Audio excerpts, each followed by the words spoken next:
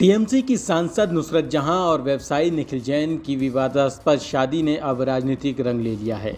BJP ने यह आरोप लगाया है कि फिल्म अभिनेत्री नुसरत ने अपनी शादी को एक खुशहाल अंतर धार्मिक विवाह के रूप में दिखाकर लोगों को धोखा दिया है।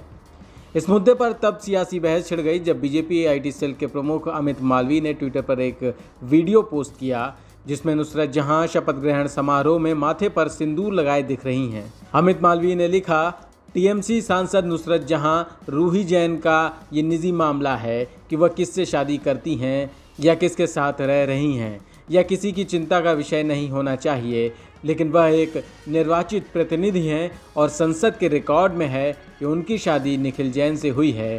क्या उन्होंने सदन में झूठ बोला था? अस्सलाम वालेकुम, नमस्कार।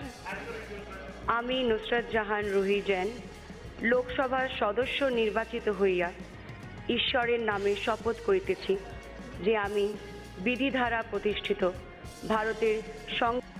वहीं बंगाल बीजेपी के अध्यक्ष दिलीप घोष ने भी तुरंत ट्वीट कर प्रतिक्रिया दी और कहा, उन्होंने यह दिखाते हुए वोट मांगा है कि वह शादीशुदा हैं।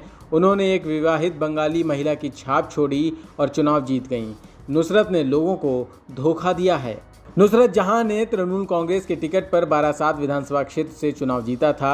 उन्होंने बीजेपी के सायंतनु बस को 3.5 लाख से ज़्यादा के वोटों से हराया था।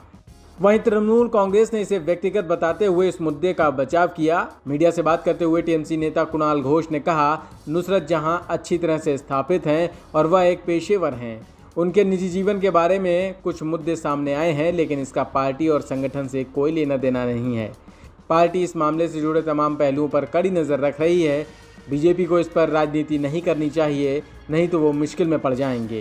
दरअसल नुसरत ने दावा किया कि उन्होंने निखिल जैन से शादी नहीं की थी और लिव इन रिलेशनशिप में थी। इस पर निखिल ने बयान दिया कि उनके द्वारा कई बार जोर देने के बावजूद नुसरत जहां ने रजिस्ट्री के लिए जाने से इनकार कर दिया। निखिल जैन ने बताया, अगस्त 2020 में एक फिल्म की शूटिंग के दौरान मेरी पत्नी का व्यवहार मेरे प्रति बदलना शुरू हो गया, जो उसे सबसे अच्छी तरह से पता था।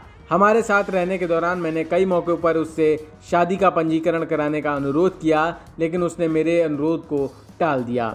निखिल जैन ने कहा कि शादी के बाद उसे होम लोन के भारी ब्याज से मुक्त करने के लिए मैंने अपने परिवार के खातों से पैसे उसके खाते में ट्रांसफ़र कर दिए, यह समझकर कि वह जल्द ही किश्तों में और जब भी धन उपलब्ध होगा उसे वापस कर देगी। यही नहीं, निखिल जैन ने आगे कहा कि किसी को सबूत खोजने या बनाने की ज़रूरत नहीं होती है, सबूत हमेशा होता है। मेरे बैंक, डेबिट और क्रेडिट कार्ड स्टेटमेंट पर्याप्त सबूत हैं। मेरे परिवार ने बेटी मानकर उसे केवल दोनों हाथों से दिया है। हम यह नहीं जानते थे कि वो हमें यह दिन दिखाएगी। निखिल जैन ने कहा कि हम पति पत्नी के रूप में एक साथ रहते थे और समाज में एक विवाहित जोड़े के रूप में अपना परिचय देते थे। मैंने अपना सारा समय और संसाधन एक वफादार और जिम्मेदार पति होने के लिए समर्पित कर दिया। दोस्तों, परिवार और करीबी लोग सब कुछ जानते हैं जो मैंने उसके लिए किया।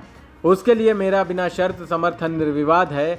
हालांकि बहुत ही कम समय में उसने मेरे साथ वैवाहिक जीवन में अपना दृष्टिकोण बदल दिया।